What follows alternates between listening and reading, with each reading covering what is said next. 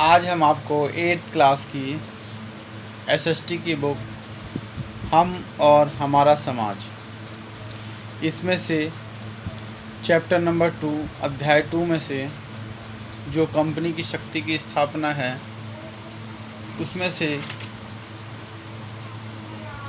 भारत में ब्रिटिश शासन की स्थापना, इसका हम अध्ययन कराएंगे हम आपको। इसके अंदर अंग्रेज़ों का भारत विजय अभियान दक्षिण से प्रारंभ हुआ। सन 1748 ईस्वी में हैदराबाद के निज़ाम की मृत्यु के बाद उत्तराधिकारियों का युद्ध आरंभ हो गया। ऐसी ही एक अन्य प्रतिद्वंदिता अकाट के नवाब के पुत्रों के मध्य भी प्रारंभ हुई। अकाट का जो नवाब था वो निज़ाम का सूबेदार था, किंतु वह अपनी योग्यता और महत्वाकांक्षा के कारण जो है निज़ाम से स्वतंत्र हो गया था और जो है आगे बढ़ने की चेष्टा कर रहा था। दोनों ही परिस्थितियों में फ्रांसीसियों और अंग्रेज़ों ने परस्पर विपक्षी गुटों का साथ दिया। संघर्ष के प्रथम दौरे में, जिसे कर्नाटक के द्वितीय युद्ध 1749 से 54 तक कहा गया, पांडिचेरी के गवर्नर डुप्ले के नेतृत्व में फ्रांसीसी अपने उम्मीदवारों को हैदराबाद तथा अकाट के सिंहासनों पर आसीन कराने में सफल हुए। उन्होंने जो है पहले विपक्षियों को साथ दिया, फिर उनको लालच दिया कि अगर तुम जीत गए या तुमने छल कपट बल के द्वारा जो है अगर हमारा साथ दिया तो हम तुम्हें इन सिंहासनों पर जो है आसीन कर देंगे। इस घटना में वह सफल भी हो गए। इस युद्ध के 2 वर्ष पूर्व कर्नाटक के प्रथम युद्ध 1746 से 48 ईस्वी में जो हुआ था, में डुप्ले ने अकाट के नवाब अनवर उद्दीन के विरुद्ध विजय का प्रथम स्वाद चखा था। सैन्य दृष्टि से तो यह एक छोटा सा युद्ध था, किंतु इसका ऐतिहासिक महत्व अत्यधिक था। मुट्ठी भर यानी कि गिने चुने जो सैनिक थे, लगभग 500 प्रशिक्षित भारतीय सिपाहियों ने सरलता से अपने से 20 गुना बड़ी नवाबों की सेना को हरा दिया था। द्वितीय विजय ने डुप्ले की महत्वाकांक्षा को पंख लगा दिए, किंतु 1752 ईस्वी में इंग्लिश ईस्ट इंडिया कंपनी के एक बहादुर कर्मचारी रॉबर्ट क्लाइव के हस्तक्षेप से अंग्रेज़ों का भाग्य पलट गया। क्लाइव ने अकाट को फ्रांसीसियों से छीन करके सिंहासन पर अपने उम्मीदवार को बैठा दिया, यानी कि अपने व्यक्ति को बैठा दिया, अपने आदमी को बैठा दिया। कर्नाटक के तृतीय युद्ध में 1756 से 60 ईस्वी में क्लाइव को पुनः सफलता मिली, जिससे जो ब्रिटिश लोग थे वह भारत में सबसे मजबूत शक्ति बनकर के उभरे। कर्नाटक युद्धों के बाद संघर्ष का मंच दक्षिण से उत्तर की ओर स्थानांतरित होने लगा। कहने का मतलब जो है, जब अंग्रेज जो है दक्षिण भागों को जीतने लगे तो उनका जो है उत्साह बढ़ने लगा और वह जो है उत्तर भारत में भी अपना पैर पसारने लगे।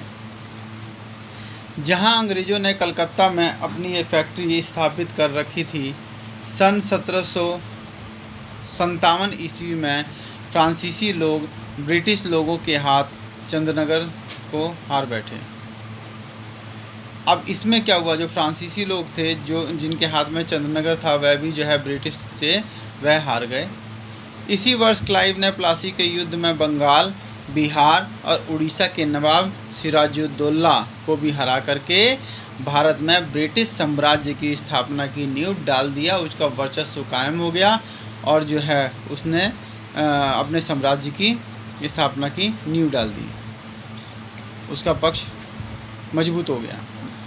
प्लासी के युद्ध, जो प्लासी का क्या युद्ध था, भारत में ब्रिटिश राजनीतिक सत्ता का प्रारंभ प्लासी के युद्ध से हुआ। यह युद्ध अंग्रेज़ों और बंगाल के नवाब सिराजुद्दौला के मध्य लड़ा गया। प्लासी के युद्ध एक निर्णायक युद्ध था, जिसके दूरगामी परिणाम हुए। नवाब पराजित हुए और मारा भी गया। नवाब की सेना के सेनापति मीर जाफ़र को नवाब बना दिया गया। वह अंग्रेज़ों के हाथों की कठपुतली मात्र था। मतलब उसने ये जो मीर जाफ़र था वह जो है जाकर के अंग्रेज़ों से मिल गया और बाद में जब सिराजुद्दौला जो है वो हार गया, तो उसको मीर जाफ़र को वहाँ का नवाब बना दिया गया। जैसा अंग्रेज कहते थे वैसा ही वह करता था।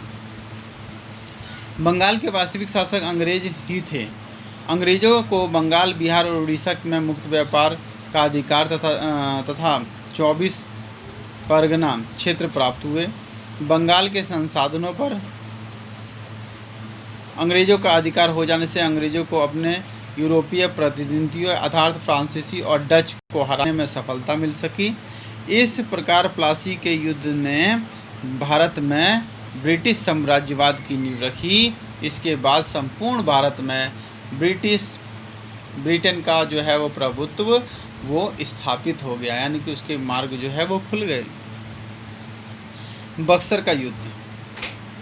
बक्सर की युद्ध की क्या भूमिका रही?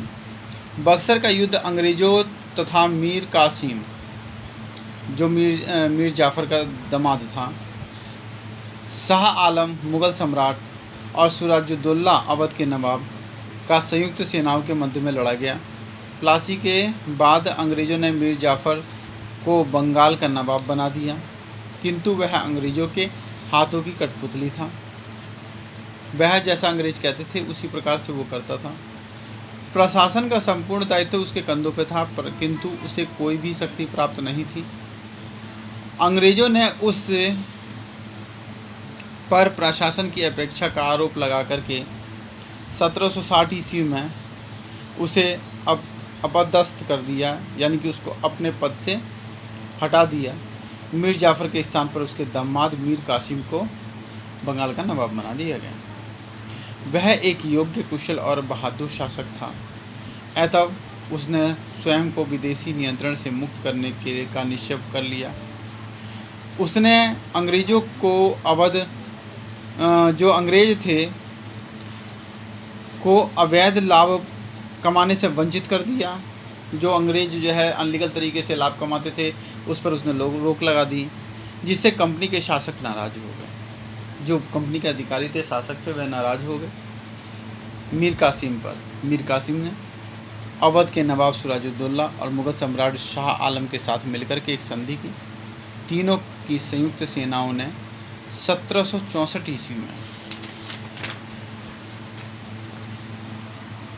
बक्सर में अंग्रेज़ों से मुठभेड़ की, किंतु संयुक्त सेनाओं की भारी पराजित हुई। मीर कासिम दिल्ली भाग गया। नवाब सिराजुद्दौला तथा शाह आलम ने समर्पण कर दिया। इतिहासकारों ने बक्सर के युद्ध को बहुत महत्व दिया है। सर जेम्स स्टीफन के मतानुसार भारत में अंग्रेज़ों की शक्ति का उद्गम के रूप में बक्सर के युद्ध का प्लासी के युद्ध से कहीं अधिक महत्व है। इसमें क्या हुआ, बक्सर के युद्ध के बाद जो है अंग्रेज़ों की शक्ति जो है अत्यधिक बढ़ने लगी। इसमें मात्र बंगाल के नवाब की ही नहीं अपितु युद्ध में भाग लेने वाले मुग़ल सम्राट की भी पराजित हो गई, उनकी पराजय हुई। इस युद्ध में अंग्रेज़ों को सूबे के उत्तर पश्चिमी सीमांत तक नियंत्रण स्थापित करने का अवसर प्रदान हो गया। इलाहाबाद की संधि 1765 ईस्वी में हुई थी। इलाहाबाद की संधि, उसमें क्या हुआ था, बक्सर के युद्ध की समाप्ति पर अंग्रेज़ों के नवाब सिराजुद्दौला के साथ एक संधि स्थापित करी गई। इस संधि के अंतर्गत नवाब ने इलाहाबाद का तथा कड़ा को अंग्रेज़ों को सौंप दिया तथा 50 लाख रुपया युद्ध के हार जाने के रूप में भी देना स्वीकार कर लिया। उसके बाद क्लाइव तथा मुग़ल सम्राट शाह आलम द्वितीय ने के मध्य 12 अगस्त 1765 ईस्वी में इलाहाबाद की संधि पर हस्ताक्षर हुए। इस संधि को जो है 1765 ईस्वी की इलाहाबाद संधि के नाम से जाना गया। इसके अंतर्गत मुग़ल सम्राट को कंपनी के संरक्षण में ले लिया गया और उसे 26 लाख रुपये वार्षिक पेंशन दी गई, जिसके बदले कंपनी बंगाल, बिहार तथा उड़ीसा की दीवानी प्राप्त कर ली। अब क्या हुआ उसमें कि कंपनी जो है मुग़ल जो सम्राट थे उनको 26 लाख रुपए वार्षिक पेंशन देने लगी। हर साल 26 लाख रुपए दे देती थी और जो है उसके बदले वो सारा कारोबार जो है बंगाल, बिहार और उड़ीसा का वह देखती थी। इलाहाबाद की संधि द्वारा बंगाल के नवाब की सत्ता समाप्त हो गई तथा वहाँ दोहरी सरकार की स्थापना हुई। इस व्यवस्था के अंतर्गत नवाब को कानून की व्यवस्था के प्रशासन का जिम्मेदार बनाया गया, जबकि राजस्व वसूलने के अधिकार कंपनी के पास रहा। संक्षेप में कहा जाए तो नवाब को बिना शक्ति सत्ता के दायित्व, मतलब शक्ति कोई नहीं थी लेकिन सत्ता जो है नवाब के पास ही थी, ऐसा उसको बना दिया गया और कंपनी को बिना दायित्व की शक्ति के सत्ता प्राप्त हो गई। अगला है भारत में ब्रिटिश साम्राज्य का विस्तार। भारत में जो ब्रिटिश साम्राज्य का जो विस्तार हुआ उसमें मैसूर युद्ध और आंग्ल मराठा युद्ध जो हुआ था उसमें महत्वपूर्ण भूमिका थी। उसके बारे में आप विस्तार से पढ़ेंगे।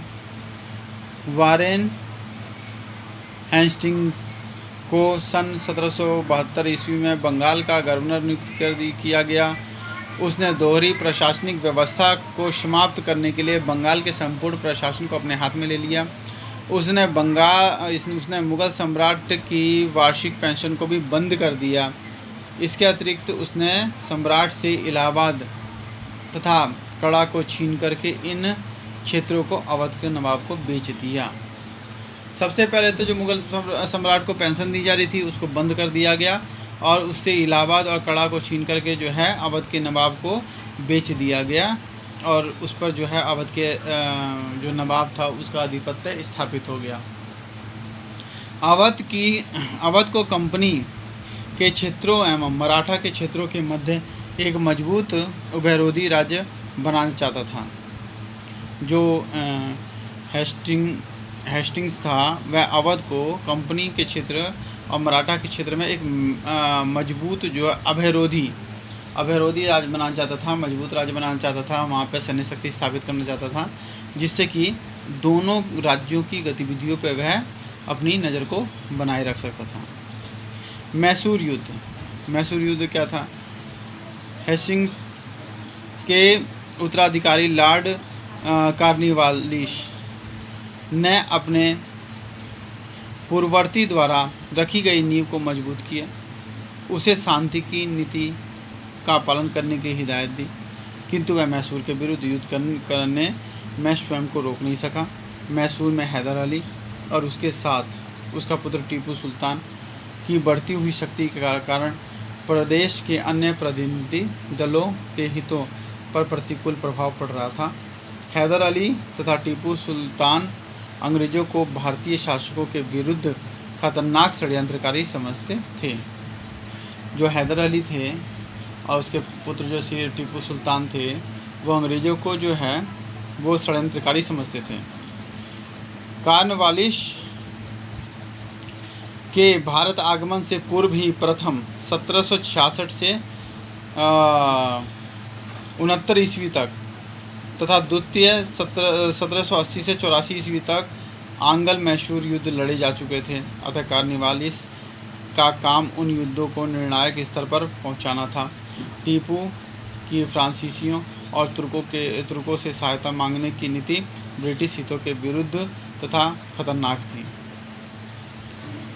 सन 1789 ईस्वी में जब टीपू ने त्रावणकोर के छोटे से राज्य पर आक्रमण किया तो कॉर्नवालिस ने टीपू पर आक्रमण कर दिया।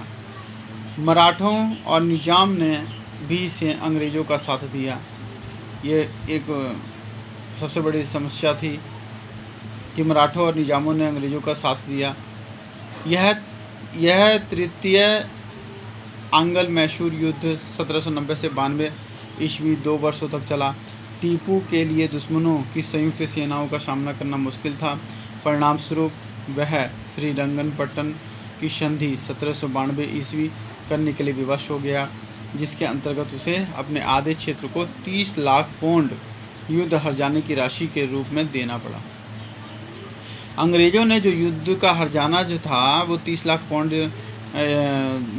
मतलब जारी कर दिया, जिसके बदले टीपू को अपना आधा क्षेत्र देना पड़ा।